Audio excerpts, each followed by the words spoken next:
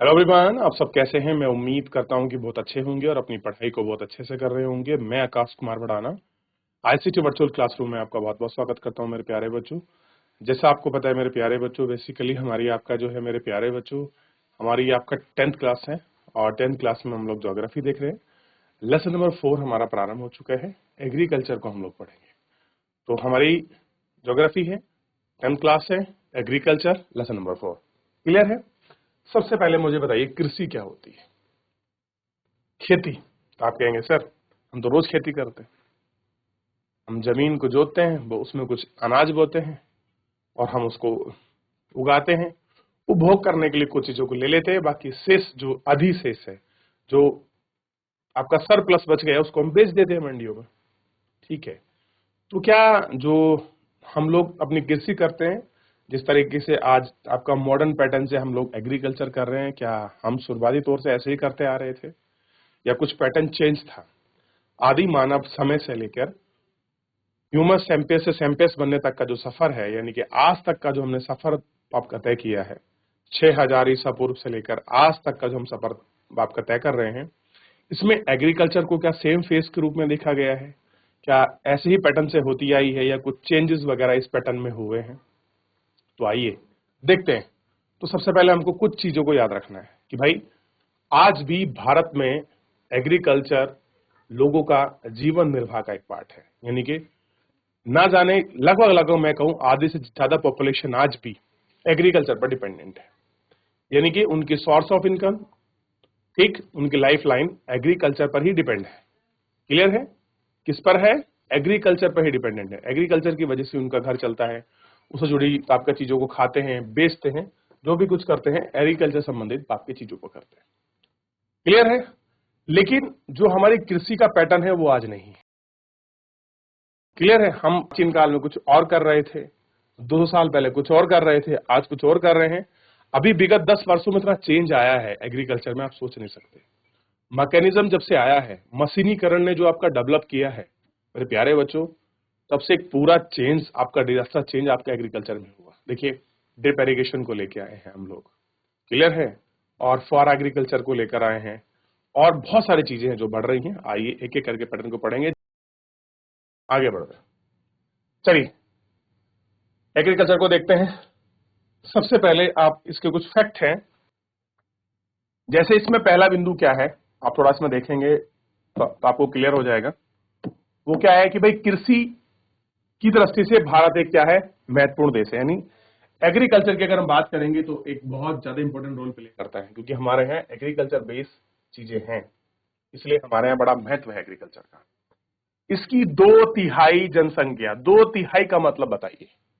2/3 आपने बहुत बार सुना होगा, 1/4, 2/3, 1/4 ऐसे करके सुना होगा। 2/3 का पॉपुलेशन का मतलब क्या है, चलिए बताइए। 2/3, मान लीजिए अगर 120 पॉपुलेशन है और इसका मैं 2/3 निकालूं तो कुछ ऐसे निकलेगा। आप लोग मैथ अच्छी जानते होंगे मेरे से ज्यादा, ऐसे कुछ करके निकलेगा। ठीक, अब आप इसका 2/3 निकाल लीजिए तो पता लग जाएगा कि कितनी जनसंख्या एग्रीकल्चर पर लगी हुई है। यानी कि बहुत लोग एग्रीकल्चर पर डिपेंडेंट है। तो 3 चौक 12, 40, 4 दूनी 8, 80 लोग लगभग, 120 में से 80 लोग एग्रीकल्चर में लगे। ठीक, आगे देखते हैं। किसी क्षेत्र में संलग्न है, कृषि एक प्राथमिक क्रिया है। तो ध्यान दीजिए, एग्रीकल्चर क्या है, एक प्राइमरी एक्टिविटी का हिस्सा है। आपने आगे पढ़ोगे, 11वीं क्लास में आपको मौका मिलेगा पढ़ने के लिए, और 12th में भी आपको मौका मिलेगा। आपको समझ आएगा कि बेसिकली कुछ हमारी जो एक्टिविटी है हमने उनको अच्छे से बांटा है। 5 प्रकार से क्लासिफिकेशन किया है। मुख्य रूप से 3 क्लासिफिकेशन है, प्राइमरी यानी कि प्राथमिक, सेकेंडरी यानी कि द्वितीयक, और तृतीयक यानी कि टर्सरी। हमने प्राइमरी में एग्रीकल्चर को रखा है, पशुपालन को रखा है, और पशुपालन के साथ जो हमारे खनन है हमने इसको रखा है। यानी कि जो चीजें आपके सीधी सीधी जमीन से जुड़ी हैं, नेचर से जुड़ी है, उनको हमने प्राइमरी एक्टिविटी में रखा है। सेकेंडरी एक्टिविटी में हमने रखा है आपका मैन्युफैक्चरिंग यूनिट, जिसमें हम कुछ बनाते हैं, विनिर्माण करते हैं, कुछ उत्पादन करते हैं। जैसे मान लीजिए आपने कोई आपने बैग बनाया, जूता बनाया, चप्पल बनाया, आपने मोबाइल फोन बनाया, आपने कार बनाई, आपने ट्रैक्टर बनाए, इनको हम सेकेंडरी एक्टिविटी में रखते हैं। टर्सरी क्या है? तृतीयक, मतलब जहां पर आपकी सर्विसेज होती है। जैसे मैं आपको पढ़ा रहा हूं, ये मैं आपको सर्विस दे रहा हूं। डॉक्टर आपको आपको दवाई देते हैं, आप वकील के पास जाते हैं, वो आपकी चिकित्सा करते हैं। आप बैंक में जाते हैं तो आपकी सर्विस होती है, मतलब आप जाते हैं, आप पैसे को निकालते हैं, बांटते हैं। आप होटल में खाना खाते हैं, खाने के बदले आप कुछ पे करते हैं। तो ये सारी चीजें किससे हैं? ये आपका टर्सरी सेक्टर के अंतर्गत है, ये आपका तृतीयक क्षेत्र में इनको रखा गया है। क्लियर है? अब आगे बढ़ रहे हैं तो एग्रीकल्चर क्या है? प्राइमरी एक्टिविटी का हिस्सा है। तो अब तक हमको 2 पॉइंट मिले कि भारत में जो है एग्रीकल्चर काफी इंपॉर्टेंट है और काफी बड़ी पॉपुलेशन जो है एग्रीकल्चर के ऊपर बेस है और प्राइमरी एक्टिविटी का हिस्सा है।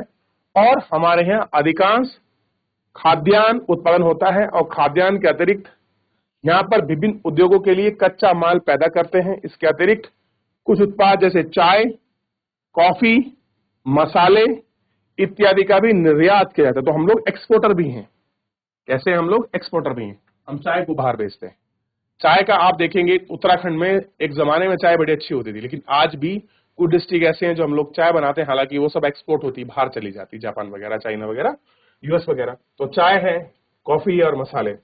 आप मुझे बताएंगे, कल आपके लिए ढूंढ के आना है और आपको पढ़ना है, ये क्वेश्चन आ सकता है कि चाय के 3 स्टेट कौन से हैं जहां पर चाय का प्रोडक्शन होता है, यानी कि चाय को ज्यादा उत्पादन किया जाता है। तो उसके बाद आप 3 कॉफी के देखिए, 3 स्टेट कौन से हैं कॉफी के, और 3 ही देखिए आप स्पाइसेस जो आपके मसाले हैं, आप इनको देखिएगा। क्या आपने कृषिगत ढांचे के माल पर आधारित कुछ उद्योग का नाम बता सकते हैं? क्लियर है? आपको नाम बताने हैं, कौन कौन से नाम हैं।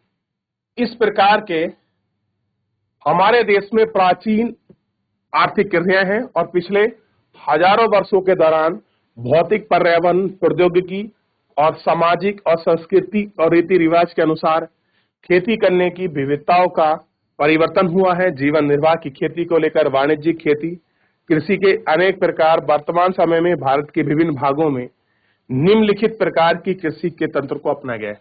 अलग अलग एग्रीकल्चर सिस्टम है, उनको एक्सेप्ट किया गया है। उन चीजों में देखा गया है कि भाई किस तरह का एग्रीकल्चर बेस्ड ऑन सिस्टम है, इन सबको हम देख सकते हैं। इन सिस्टम पर हम लोग बात कर सकते हैं कि किस प्रकार का एग्रीकल्चर है और हम किस प्रकार से करें। तो एक प्राचीन एक्टिविटी है, फिजिकल, इन्वायरमेंटल और आपका टेक्निकल और सोशल और एग्रीकल्चर के अनुसार हम खेती का अलग आपका चेंज हुआ है। खेती हम एक लोग आपका जीवन जीने के लिए भी करते हैं और एक हम लोग क्या कर रहे हैं, आपका कमर्शियल यूज भी है कि हम केवल अपना प्रॉफिट के लिए, आप चाय, कॉफी, आलू, बाग, सब्जी, हम गन्ना वगैरह लगा रहे हैं, सब किसके लगा रहे हैं? बेचने के लिए। तो ये क्या हुआ? वाणिज्यिक। और वर्तमान समय में कृषि के अलग अलग तंत्र है, सिस्टम है, अपना रहे हैं, लेकिन कुछ प्रकार हैं कृषि के, उन हम आपका प्रकारों को भी पढ़ेंगे चैप्टर के अंतर्गत। जल्दी से एक बार जितना मैंने आपको बताया है, इतना आपको समझ आया कि नहीं? उस डाउट, कोई क्वेरी है, सबसे पहले आप पूछ लीजिए, फिर आगे बढ़ेंगे मेरे प्यारे बच्चों। यहाँ तक इतना, कोई डाउट, कोई क्वेरी किसी बच्चे? आगे बढ़ते हैं। अब देखिए, अब एक प्रकार है कृषि का, आपको समझना चाहिए, आरंभिक जीवन निर्वाह कृषि, यानी कि शुरुआत के दौर में जब मानव अस्तित्व में आया, कुछ उसकी समझ विकसित हुई, तो उसने किस प्रकार की कृषि की। तो इसलिए आरंभिक यानी कि इनिशियल, जीवन मतलब अपने जीवन जीने के लिए, निर्वाह मतलब एग्रीकल्चर से काम चल सके, डिपेंड था, उस कृषि को हमने कहा आरंभिक जीवन निर्वाह कृषि। क्लियर है? अब इस प्रकार की कृषि भारत के कुछ भागों में अभी भी की जाती है, यानी कि उस टाइम की कृषि आज भी कर रहे हैं। आरंभिक जीवन निर्वाह कृषि के छोटे टुकड़ों पर आधारित है और आदिम कृषि औजार से है, यानी कि जो आदिम यानी कि जो आपके पुराने टाइम्स हो रहे हैं, जैसे लकड़ी के हल हो गए, दाव हो गए, खुदाई करने वाली छड़ियां होगी और परिवार के सदस्य श्रम से की जाती है, यानी कि basically non technical, non use किसी प्रकार का मेटल से करते हैं, मतलब अपने हिसाब से लकड़ी वगैरह वहां खुदाले से कर लेते हैं। इस प्रकार की कृषि मानसून, मृदा की प्रकृति की उर्वरता और फसल को उगाने के पर्यावरणीय की उपयुक्तता पर निर्भर करती है कि भैया क्या उसका मानसून है, क्या उसकी मृदा है और किस प्रकार की प्राकृतिकता पर डिपेंड करती है। आगे बढ़ जाए। अब देखिए, अब कैसी है कृषि, थोड़ा इसका प्रकार समझ लेते हैं। इसको कहते हैं हम कृतन प्रणाली। स्लैश एंड बर्न एग्रीकल्चर, कर्तन दहन प्रणाली, स्लैश एंड बर्न एग्रीकल्चर क्या होती है? किसान जमीन के टुकड़ों को साफ करके उनको अपने परिवार के भरण पोषण के लिए अनाज व अन्य खाद्य फसल उगाते हैं और मृदा की उर्वरकता कम हो जाती है तो किसान उस भूमि के टुकड़ों को स्थानांतरित कर देता है और कृषि के लिए दूसरा भाग साफ करते हैं और इस प्रकार का स्थानांतरण प्राकृतिक प्रक्रिया द्वारा मिट्टी की उर्वरकता से बढ़ जाती है। क्योंकि उर्वरकता अथवा आधुनिक तकनीकी का प्रयोग नहीं करते हैं, इसलिए इस प्रकार की कृषि को उत्पादकता कम होती है और विभिन्नता के भागों में इस प्रकार की कृषि के नाम से जाना जाता है। तो इस प्रकार की जो कृषि है उन कृषि के नाम से हम जानते हैं। क्लियर है? तो होता क्या है, कोई एक क्षेत्र है जंगल का, पहले उसको काटते हैं, पूरा समझिए। काटने के बाद वो झाड़ियां वगैरह सूख जाती हैं, फिर उनको जलाते हैं। जलाने के बाद फिर उस जो आपकी जगह है उस वहां जमीन को खोदते हैं। खोदने के बाद उसमें बीज डालते हैं और फिर जब बारिश वगैरह होती है तो जम जाती है। एक या दो फसल वहां से लेते हैं, फिर उसको छोड़कर चले जाते हैं और जो सब उत्पादन होता है वो किसी बेचने के लिए नहीं है, अपने परिवार के भरण और पोषण के लिए वो लोग करते हैं कि उनका पेट भर जाए, उतना पर्याप्त प्रोडक्शन हो जाए जिससे कि उनका जीवन चल सके। तो कह रहे ऐसी बहुत सारी जगह है जहां पर ये आज भी इस प्रकार की कृषि होती है। देखिए, उत्तर पूर्व राज्य यानी कि जो आपके नॉर्थ ईस्ट के राज्य हैं, आप असम को देखिए, मेघालय को देखिए, मिजोरम को देखिए, नागालैंड को देखिए, मणिपुर को देखिए। तो कौन कौन से राज्य हैं? असम में ऐसा हो रहा है, मेघालय में भी होता है, मिजोरम में भी हो रहा है, नागालैंड में भी होता है। तो असम, मेघालय, मिजोरम में इसको क्या कहते हैं? झूम। क्या कहते हैं? झूम कृषि। क्या कहते हैं? झूम कहते हैं। मणिपुर में इसको अलग नाम से जाना जाता है और क्या कहते हैं? पामलू। क्या कहते हैं? पामलू। और छत्तीसगढ़ का जो बस्तर डिस्ट्रिक्ट है और अंडमान निकोबार द्वीप समूह में इसको क्या कहते हैं? दीपा कहते हैं। तो सोचिए, मणिपुर में पामलू, छत्तीसगढ़ और अंडमान निकोबार में दीपा कहते हैं। तो अलग अलग नाम से इसको जाना जाता है मेरे प्यारे बच्चों।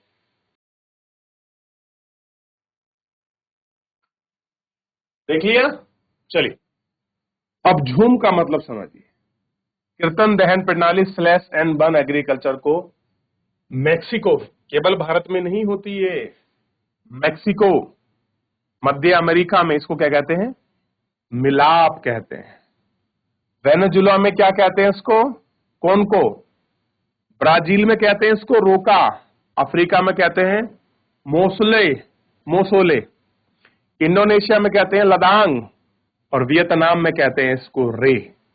तो अलग अलग नाम से इसको जाना जाता है। लिख लीजिए कि स्लैश वन एग्रीकल्चर को किस किस नाम से जानते हैं। तो ये सब आप फटाफट नोट कर लीजिए, एक व्यक्तिगत जानकारी है। परीक्षा में ना पूछ ले कि मणिपुर में स्लैश एंड वन एग्रीकल्चर को, कीर्तन दहन को क्या नाम से जानते हैं, वेनेजुला में किस नाम से जानते हैं, वियतनाम में किस नाम से जानते हैं, मैक्सिको और मिड अमेरिका में किस नाम से जानते हैं। ये भी ऐसे क्वेश्चन बन जाते हैं, ऑप्शन वाले, बहुविकल्प वाले, एक नंबर का क्वेश्चन या फिर जो आपके जो है टू द पॉइंट जो लिखने के लिए आते हैं। आगे बढ़े। भारत को आरंभिक किस्म की खेती के अनेक नामों से जाना जाता है। जैसे मध्य प्रदेश में वेबर या धैया, इसी के नाम से हम क्या जानते हैं? जो आपकी धैया है, धैया को भी हम यही है बेसिकली। आंध्र प्रदेश में कोंडू यानी कि अथवा पेडा।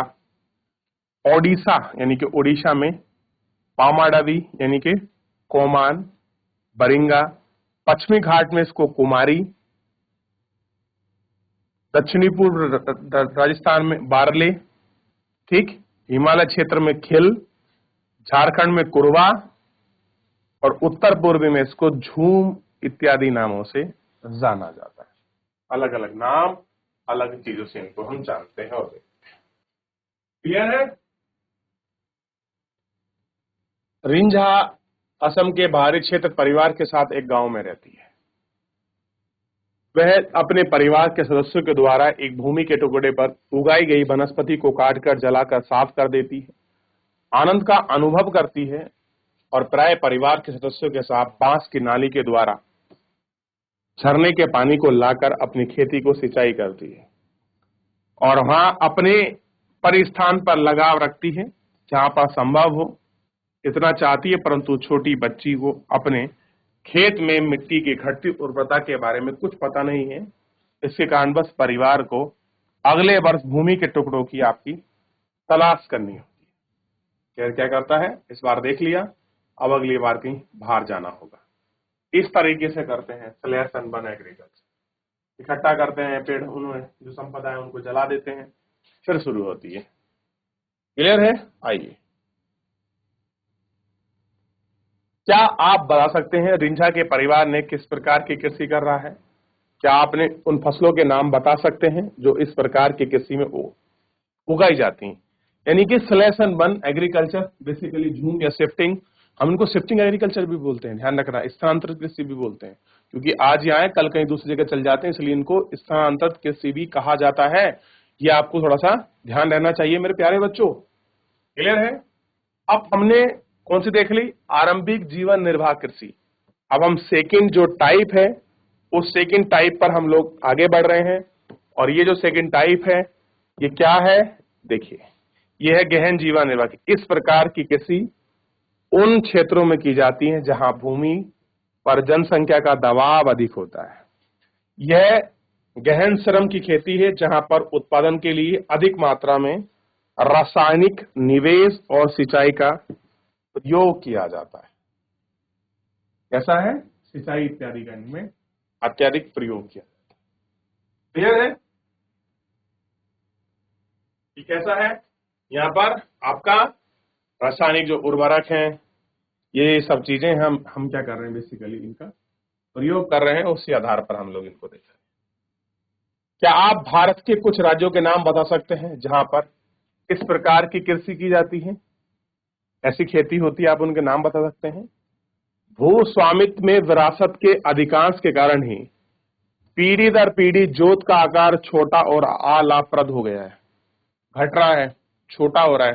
भाई मान लीजिए आज मैं हूं, आज मेरे पास 50 बीघा जमीन है, मेरे 2 बच्चे हुए, उनकी 2 बट गई, 25-25 हो गई, उनके 2 हुए तो मान लीजिए 12.5 बीघे हो गई, उसके अगर 2 हुए तो फिर आपका 6.25 बीघे, फिर उनके हुए तो फिर जमीन तो डेली कम हो रही है। ये आपको समझना चाहिए। क्लियर है? और किसान वैकल्पिक रोजगार ना होने के कारण सीमित भूमि से अधिक पैदावार लेने की कोशिश करते हैं कि भाई जो सीमित भूमि है इस पर हम क्या कर सकें, अधिक पैदावार कर सकें, और इनको हम देखते हैं। अगला है वाणिज्यिक कृषि, कमर्शियल एग्रीकल्चर, बड़ी आपका प्रचलित है। जो हमारा कमर्शियल एग्रीकल्चर है किस प्रकार से बढ़ रहा है और हमारा काम क्या है, कमर्शियल का बेसिकली मतलब क्या है, क्यों ये कृषि की जा रही है, क्या कारण है कि कृषि करने का, इन सबको हम देखने का प्रयास करेंगे। क्लियर है? तो फटाक तरह से आप एक बार जितना भी हमने पढ़ा है इसको एक बार देख लीजिए, बात कर लीजिए, आपको समझ आया कि नहीं आया जीवन निर्वाह कृषि के बारे में। क्लियर है? थोड़ा देख लेंगे।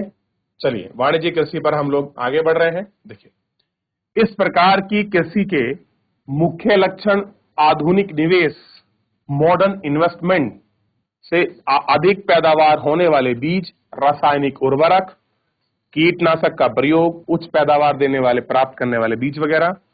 कृषि की वाणिज्यीकरण का स्तर में विभिन्न प्रदेशों में अलग अलग है। हरियाणा और पंजाब चावल वाणिज्य का एक फसल है और इसे उड़ीसा के लिए एक जीवन फसल है। तो कैसा हो रहा है, निवेश कर रहे हैं, जैसे नए बीज लेके आ रहे हैं जो अधिक पैदावार दें, हम रासायनिक उर्वरक को लेके आ रहे हैं, हम कीटनाशकों का प्रयोग कर रहे हैं। क्लियर है? और हम लोग वाणिज्यीकरण में आधार पर नई नई मशीनरी आ रही है। आप देखिए हरियाणा पंजाब में कितना प्रोडक्शन है और पश्चिमी उत्तर प्रदेश में इतनी बढ़िया प्रोडक्शन क्यों हो रही है, तो सब यही वाली कृषि है, वाणिज्यिक कृषि की बेसिस पर वो लेके आ रहे हैं। फटाफट देखिए वाणिज्यिक कृषि को, कुछ समझ आ रहा है, कुछ पूछ रहे हैं तो पूछो मैं आपसे।